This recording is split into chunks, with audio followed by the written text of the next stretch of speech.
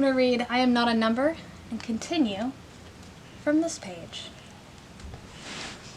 But at night, when I pulled my head onto my pillow, I was haunted by images of Sister Mary chasing me down a long hallway with a leather strap in her hand. I bolted awake and tried to stop my heart from pounding. Finally, I got out of bed and sat by the open window, where the familiar sound of water lapping on the lakeshore calmed my breathing. But the nightmares did not end there. I knew that all too quickly the leaves would turn from green to bright red and orange, signaling the time when the living nightmare of that horrible place would be upon me. "Don't make me go back, please," I pleaded with my parents. I had slowly begun to tell them about what had happened to us at the school.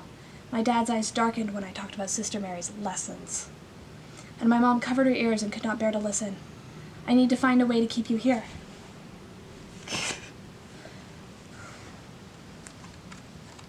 "I need to find a way to keep you here," my father said. "We have to have a plan." I clenched my hands into tight fists. "Yes, we need a plan. But what?"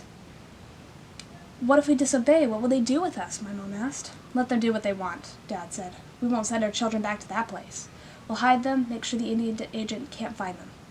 We all started to talk at once. We couldn't hide upstairs in the bedrooms because the Indian agent would search every corner to find us. We could hide behind the house, but that would be too easily to spot. We could run to the lake and hide among the reeds, but no, they were not thick enough to conceal us. Then Dad suggested something. "You could hide in my shop." My father had a taxidermy shop on our land that was close enough to run to, yet separate from the house. Will it work, I wondered? Will my father's shop give us protection we need? I looked at my brothers and my parents. We nodded our heads in quiet agreement, a silent pact. We had a plan. But then the summer was slipping away. When the dreaded day arrived, I was in the yard helping my mom hang laundry. The wind blew my hair across my face. My hair was growing. Soon it would reach down my back. "He's coming!" My older sister's shout cut through the air. I dropped the laundry basket and peered around the corner of the house. There he was, my kidnapper. The same Indian agent who had taken me away a year earlier was marching up the road, one determined step after another. Mom froze in place, just looked as frightened as I felt. Then my father ran through the back door with Ephraim and George, and just ahead of him. "Irene!" He grabbed my shoulders. "You and the boys go and hide in the shop." My feet would not move. "Don't let him take me away," I begged. "Run," my father ordered. I turned around and ran. I tripped and then regained my footing. We had a plan, and it was time to put it into action. My brothers were sprinting across the property, and I set off too. We ran for our lives until we reached the shop, pushed the door open, and stumbled inside. "Hide!" I shouted. We dove behind some large crates, settling in where we wouldn't be seen. From where I hid, I could see through a window to outside. Before long I spied the Indian agent striding up the path, my father close behind. I placed my finger across my lips to warn George and Ephraim to be quiet. When the door creaked open, "I know you're in here," I remember the voice of the Indian agent said. Sweat trickled down my back. I sent the children to stay with family farther north. It was my father's voice. "I don't know when they'll be back." I moved my head ever so slightly to try and see what was happening. The Indian agent, feet apart, arms crossed, was staring at my father. "You better not be lying, Ernest," he snarled. "You'll be in a lot of trouble if you don't send your kids back to school."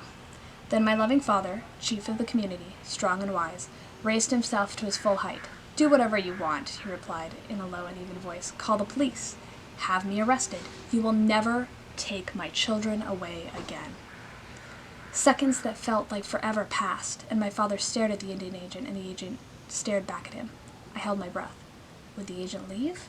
Would we be discovered? I glanced back at Ephraim and George. Their eyes had grown wider. A lifetime, an eternity. Then, without a word, the Indian agent turned and left the shop. For a while no one moved, uncertain that the danger had passed. But when my father slowly turned and stretched his arms wide, the three of us stumbled from our hiding places and flung ourselves into his embrace. We were laughing and crying at the same time and shaking our heads.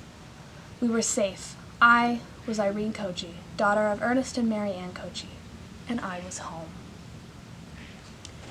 As you can see, this is a picture of the nuns and the children in the school. This one is Irene.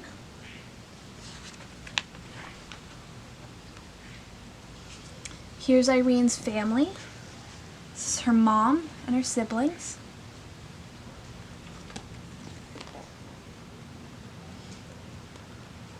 This is Ernest, her father, her dad, and this is her. This is Irene Kochi.